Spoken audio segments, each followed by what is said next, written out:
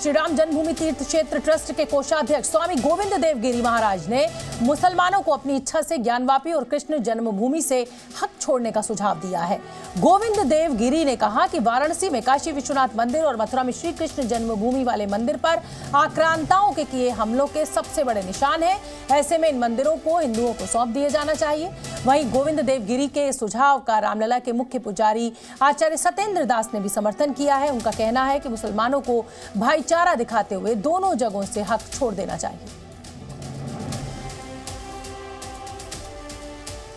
हमारी तो हाथ जोड़ करके प्रार्थना है कि इन 3 मंदिरों को सौंप दिया जाना चाहिए, क्योंकि ये आक्रांताओं के हमारे ऊपर किए गए आक्रमणों के सबसे बड़े निशान हैं और इसके कारण लोगों के अंतःकरण में, राष्ट्रीय समाज के अंतःकरण में बहुत वेदना है और यदि इस वेदना को ये लोग शांति के साथ दूर कर देते हैं तो भाईचारा बढ़ने में और अधिक सहयोग मिलेगा। बहुत अच्छी बात है। यह जो उन्होंने सुझाव दिया है ये मुस्लिम पक्ष को दिया है, क्योंकि उनको चाहिए कि जब सबूत है उनको शरीयत के अनुसार यह है कि मंदिर तोड़ के या कोई भी मकान तोड़ के मस्जिद नहीं बनती, यदि बनती है तो उसमें अल्लाह खुदा उस नमाज को अदा करने पर स्वीकार नहीं करता। ये उनके शरीयत, अपने शरीयत के अनुसार जो श्री गोविंद गिरी जी महाराज ने कहा है उसको स्वीकार करें और सहर से हिंदुओं को समर्पित कर दें। और वह ज्ञानवापी मंदिर है, ज्ञानवापी मस्जिद नहीं है। ये सारे सबूत मिल चुके हैं। पूजा अर्चना भी यह जिला कोर्ट ने समर्पित कर दिया, दे दिया है आदेश और उसमें पूजा अर्चना भी शुरू हो गई है। भाईचारे के यही मिसाल है। केवल 3 ही मंदिर के लिए मांग है तो ये राम जन्मभूमि हो गया है। अब यह भी सबूत के साथ ज्ञानवापी को हिंदुओं को सौंप दे। और गोविंद देव गिरी के बयान पर सियासत भी गर्मा गई है। केंद्रीय मंत्री साध्वी निरंजन ने कहा कि ज्ञानवापी में मंदिर के सबूत मिले हैं, तो वहीं समाजवादी पार्टी के सांसद एसटी हसन का कहना है कि नफरत के सौदागरों से कैसे निपटें। सबूत के आधार पर, क्योंकि वहाँ दीवारों में त्रिशूल है, शंख है, स्वस्तिक बना हुआ है और देवी देवताओं के चित्र बने हुए और वहाँ मिल भी रहे, तो सबूत के आधार पर मुझे लग रहा है राजी राजी से दे देना चाहिए। कोर्ट नहीं तो कोर्ट देगा। स्वामी जी जो बात कह रहे हैं वो उन नफरतों के सौदागरों से कैसे निपटेंगे जो इसके बाद मथुरा के बाद ताजमहल, उसके बाद कुतुब मीनार, उसके बाद दिल्ली की जामा मस्जिद और फिर 3000 मस्जिदें जिनका टारगेट है, जो देश के अंदर अशांति चाहते हैं, वो स्वामी जी उनसे नहीं निपट सकते।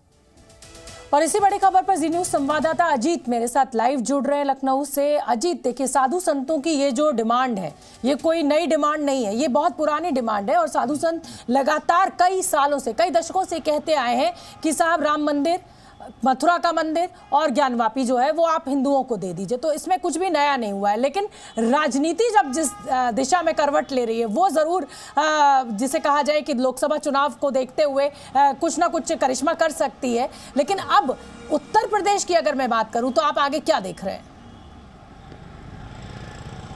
देखिए बिल्कुल सोमनाथ जी, आपने सही बात कही कि राजनीति में हमेशा इसकी बात होती रही। देखिए पहले तो नारा ही इन्होंने दिया था, अयोध्या झांकी है, काशी मथुरा बाकी है। और अब फिर एक बार कोषाध्यक्ष गोविंद देवगिरी ने कहा कि मथुरा और काशी हमें दे दें, हम किसी मंदिर की डिमांड नहीं करेंगे। यही बात राम जन्मभूमि मंदिर के पुजारी सत्येंद्र दास भी करें। लेकिन जो उत्तर प्रदेश की राजनीति है, उत्तर प्रदेश की राजनीति में ऐसे बयानों से और काशी मथुरा या अयोध्या को लेकर ध्रुवीकरण होता है, जिसपे बात हम पहले भी कर चुके हैं कि ध्रुवीकरण होता है, पोलराइजेशन होता है और इसका फायदा सीधे राजनीतिक दलों को होता है। समाजवादी पार्टी को भी होता है, भारतीय जनता पार्टी को होता है। और इसीलिए देखिए एसटी हसन कुछ कहते हैं, बर्क कुछ कहते हैं, साध्वी निरंजन ज्योति कुछ कह रही हैं, तो अपने अपने दावे पेश कर रहे हैं। लेकिन इस तरह के बयान 2024 का लोकसभा चुनाव अब कुछ ही दिन में अनाउंस होना है, यानी अप्रैल मई में चुनाव होना है देश में, आम लोकसभा का चुनाव। उससे पहले ऐसे बयान और ऐसे मुद्दे निश्चित तौर पर राजनीति को कहीं ना कहीं दूसरी दिशा। मुझे हैरानी इसीलिए है कि 75 साल आजादी के हो चुके हैं, अमृतकाल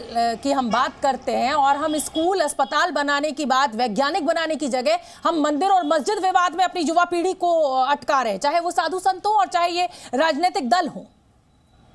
अजीत, देखिए बिल्कुल डेवलपमेंट की बात बहुत कम होती है शोभना, विकास की बात तो होती नहीं। कहीं जाति की बात होती है, कहीं क्षेत्र की बात होती है, कहीं धर्म की बात होती है और मंदिर मस्जिद की बात होती है। तो निश्चित तौर पर आपने जो बात कही कि 75 साल बाद हमें डेवलपमेंट की बात करनी चाहिए, हमने डॉक्टर, इंजीनियर, IAS, IPS की बात करनी चाहिए, विकास की बात करनी चाहिए, इंफ्रास्ट्रक्चर पर। लेकिन जब भी चुनाव आते हैं तो बात राष्ट्रवाद और राष्ट्र 2 की हो जाती है, हिंदू बनाम मुस्लिम हो जाती है और धर्म पर आ जाती है, मंदिर बनाम मस्जिद हो जाती है। और हमेशा से जब चुनाव आता था, आपने देखा होगा उत्तर प्रदेश से हो या देश का कोई अलग इलाका, तो वहां इसी बात पर चुनाव होता है कि कौन किस दल में जा रहा है, कौन किस राजनीति। और देखिए अजीत, इसमें राजनीतिक दलों को बिल्कुल गलत नहीं ठहराना चाहिए। अजीत, इसमें बिल्कुल राजनीतिक दलों को गलत नहीं ठहराना चाहिए। जनता भी तो जाति के आधार पर वोट देती है, मंदिर मस्जिद के आधार पर वोट देती है। तो फिर आप जिस आधार पर वोट देते हैं, राजनीतिक दल उसी की बात करते हैं।